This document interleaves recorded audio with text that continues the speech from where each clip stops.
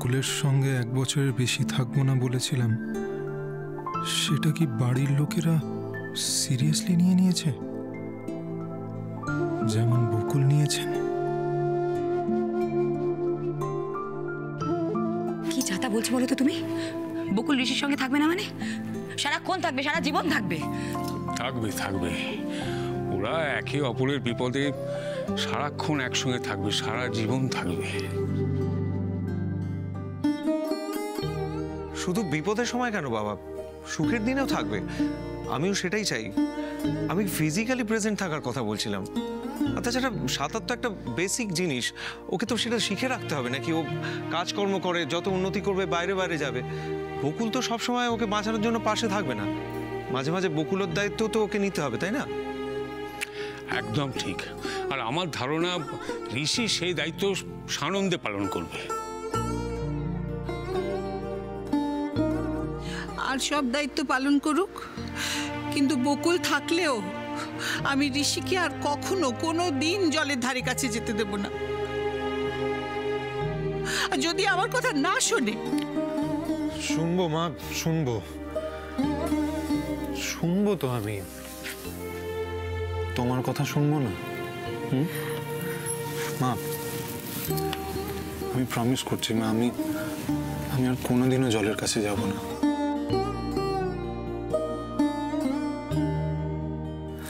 একটু শান্ত হও, আমার ভালো লাগছে না।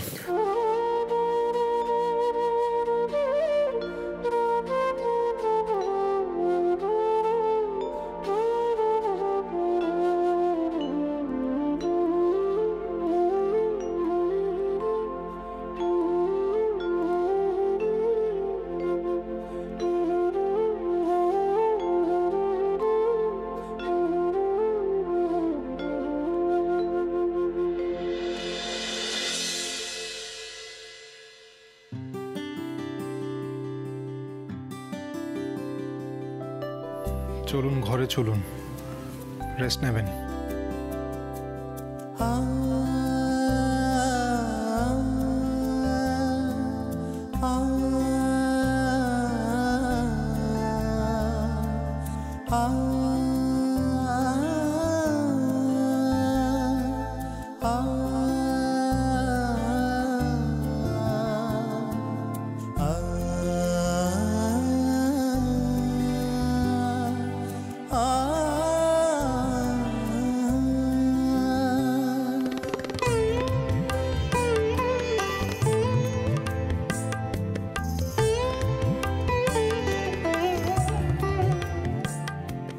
আমি স্বীকার করছি, তুমি আমার ঋষির জন্য একেবারে যোগ্য মেয়ে খুঁজে এনেছো। ঠিক বলেছো দিদি, আমাদের বকুল ঋষির একেবারে যোগ্য সহধর্মিনী।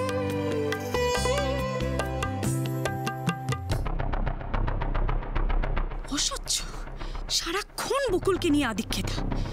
আমি দেখতে দেখতে ক্লান্ত হয়ে গেলাম। বকুলকে যত দেখছি ততই অবাক হচ্ছি। ও নিঃস্বার্থভাবে সবকিছু করে সে তো আমি জানতাম, কিন্তু এত বড় ঝুঁকি নেওয়ার আগে একবারও নিজের জন্য ভাবলো না বকুল? যদি কিছু হয়েছে তো মেয়েটার। এর থেকে বেশি ভদ্রভাবে কথা বলা যায় তোমার সঙ্গে? তোমার এই কুকীর্তির কথাগুলো যদি বাবাকে গিয়ে বলি, তাহলে তোমার অবস্থাটা কি হবে বুঝতে পারছো? দেখবে, গিয়ে বলবো তোমার বাবাকে, দেখবে তুমি।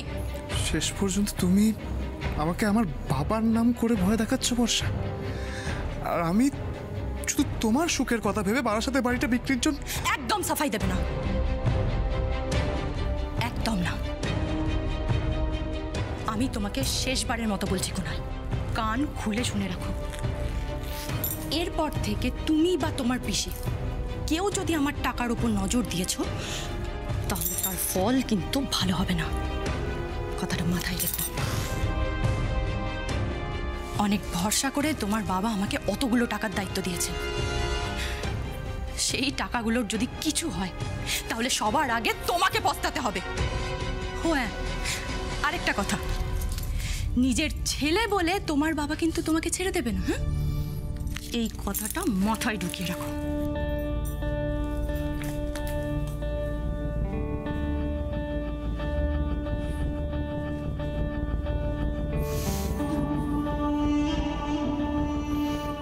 অনেক বেশি উঠছো বেবি, অনেক বেশি উঠছো। ওরো ওরো, তোমারই তো বয়স। এবার তোমার ডানা কাটার সময় চলে এসেছে।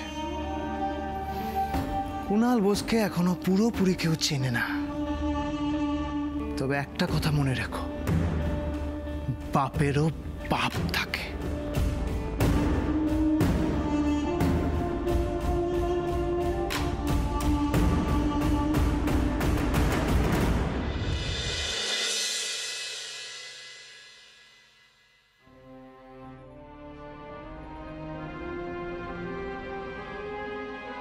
কেউ একটা অ্যাম্বুলেন্স ডাকুন না, আমার ফোন কাজ করছে না। অ্যাম্বুলেন্স!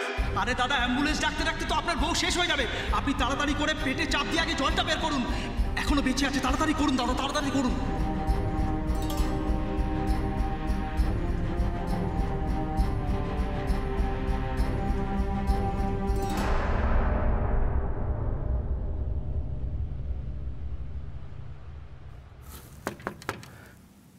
আপনি ঠিক আছেন বকুল?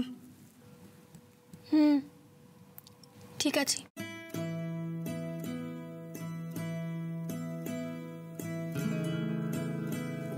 বকুল, সোনা বৌদিকে একটু ডেকে দেবো আমি, উনি আপনাকে হেল্প করতে পারবেন। শুনতে পাচ্ছেন? সোনা বৌদিকে কি ডেকে দেবো? না, দরকার নেই।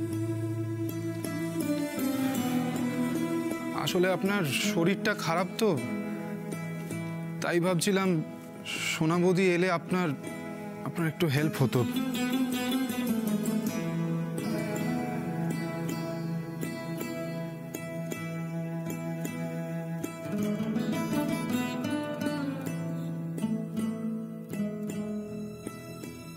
শাড়িটা দিন তো।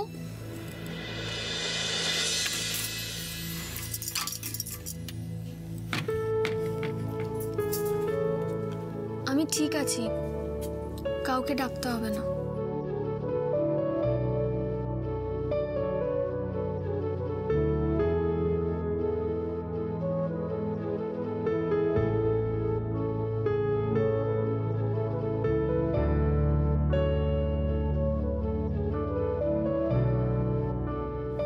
আপনার এই অবস্থার জন্য একমাত্র আমি দায়ী বকুল। আপনার যদি কিছু হয়ে যেত তাহলে তো আমি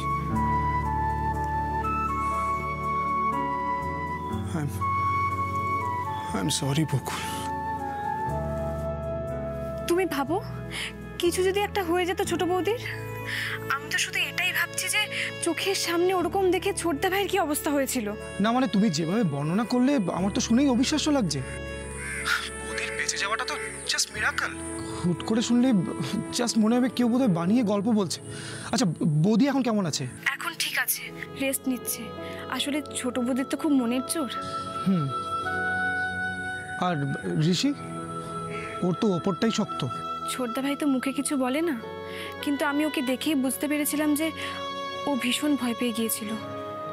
ভয় পাবে নাই বা কেন? কত বড় বিপদ থেকে বাঁচলো ওরা দুজন, বলো। আর বাড়ির সবাই কি ঠিক আছে? তোমরা তো সবাই নিশ্চয়ই খুব টেনশনে পড়ে গেছিলে, তাই না? তো পড়বো না?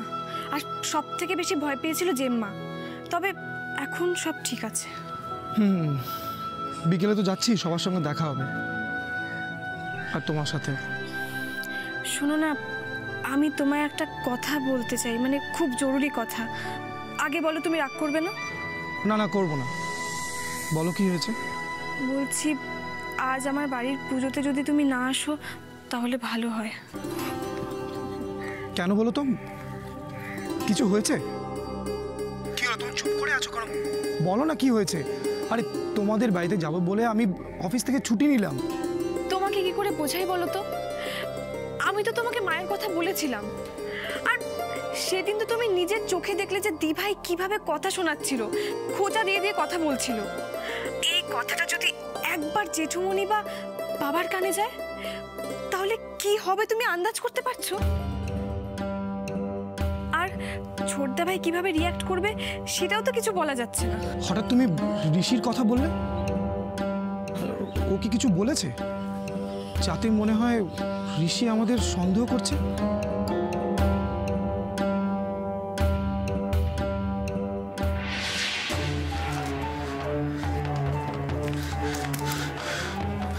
এখনো মাঝে মাঝে মনে হচ্ছে ওটা কোনো দুঃস্বপ্ন ছিল।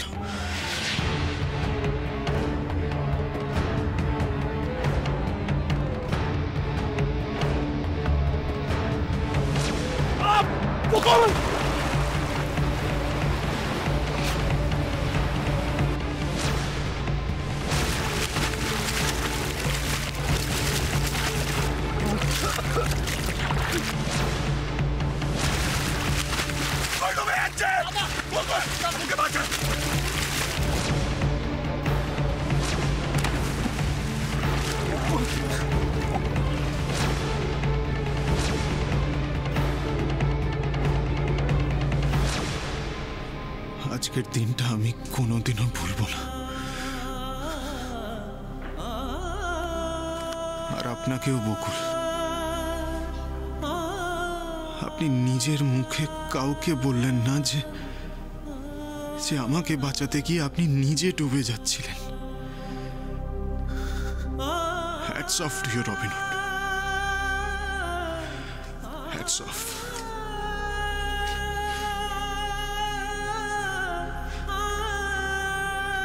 আপনার আমাকে এই ভিতুরাম নামটা দেওয়া না একদম সার্থক। হ্যাঁ বকুল, আমি সত্যি ভিতুরাম।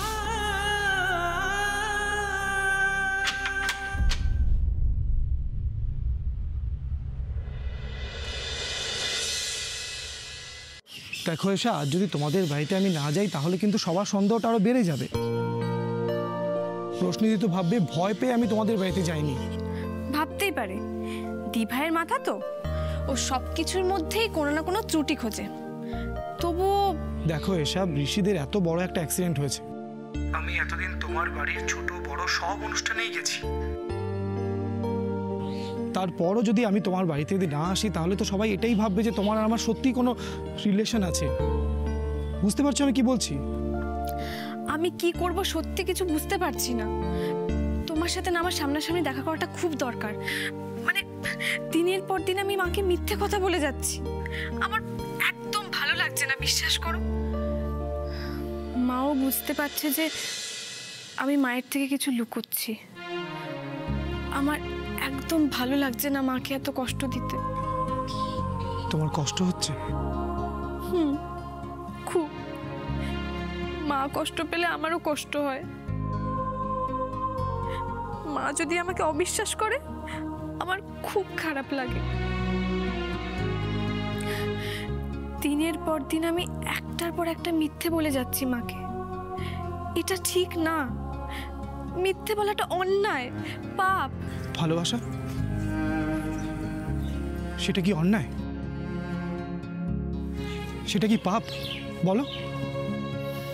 সেটাকে আমি বলেছি?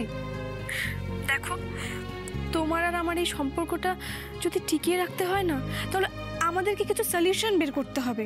চিরদিন তো আর মিথ্যে বলে যেতে পারবো না। সেটা আমি চাই না এসা। আমি সবার সামনে বুক ফুলিয়ে বলতে চাই যে আমি তোমাকে ভালোবাসি।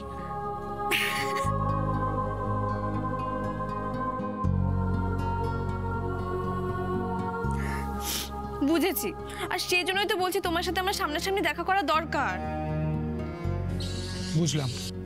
তাহলে কবে? তুমি বলো না, তুমি বলো। না সিরিয়াসলি, তুমি যদি বলো কাল, তাহলে কালকে। হ্যাঁ, মানে আমার না মিথ্যে কথা বলতে একদম ভালো লাগছে না। আমরা কালই দেখা করব। আমি অফ পিরিয়ডে তোমাকে ফোন করব। কার সঙ্গে কথা বলছিস এসা?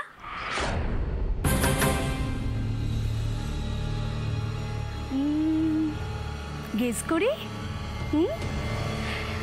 ভুল বললে না হয় তুই বলিস। দীপ।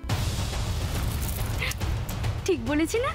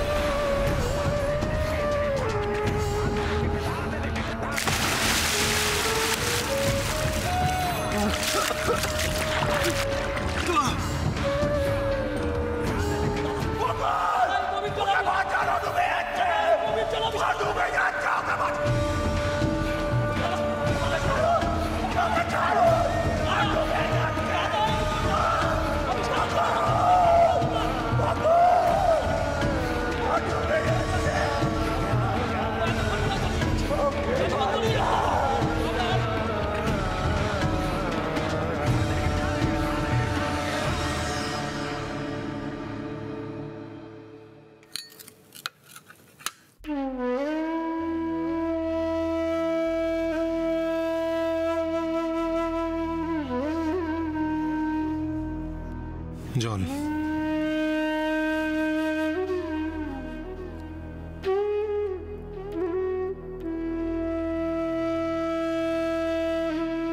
এখন কেমন লাগছে শরীর? আগের থেকে বেটার? বেস্ট, ঠিক আছে আমি একদম।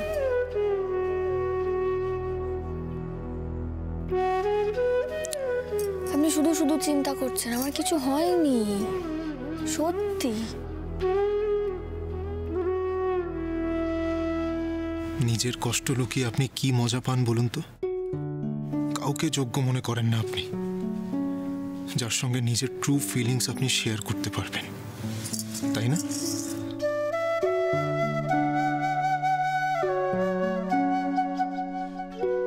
কেন? কি করলাম? আপনাকে দেখে স্পষ্ট বোঝা যাচ্ছে বকুল, আপনি সুস্থ নন, প্রচন্ড ক্লান্ত আপনি। শুয়ে পড়ুন,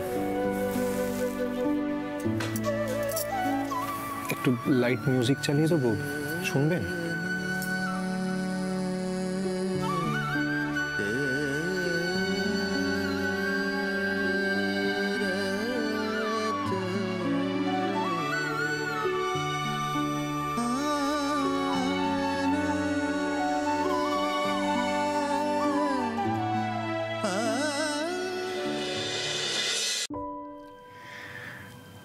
ঋতুকে এত কাছ থেকে কোনোদিনও দেখিনি। এক মুহূর্তের জন্য মনে হলো আমি আর এই পৃথিবীতে কোনোদিনও ফিরবই না। বকুল,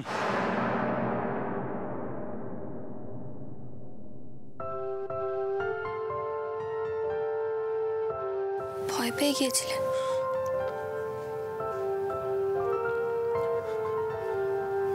আমারও না ঠিক তাই মনে হয়েছিল। চোখের সামনেটা একটু একটু করে না অন্ধকার হয়ে যাচ্ছিল।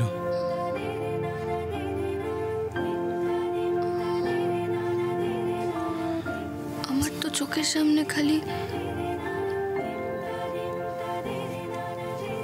আমার মা ঠাম্মির মুখটা ভেসে আসছিল।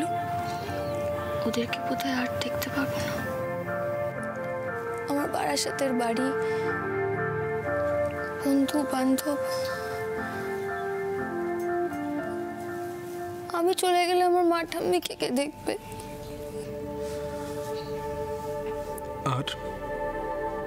আর কিছু মনে পড়ছিল না আপনার? হাসি মুখ, আমার মা ঠাম্মির হাসি মুখ। আমার ঠাম্মি কত ভরসা নিয়ে আমার দিকে তাকিয়ে আছে। আর দেখলাম, আর আমি দেখলাম আপনাকে। ना कुछ पूछा ना कुछ मांगा।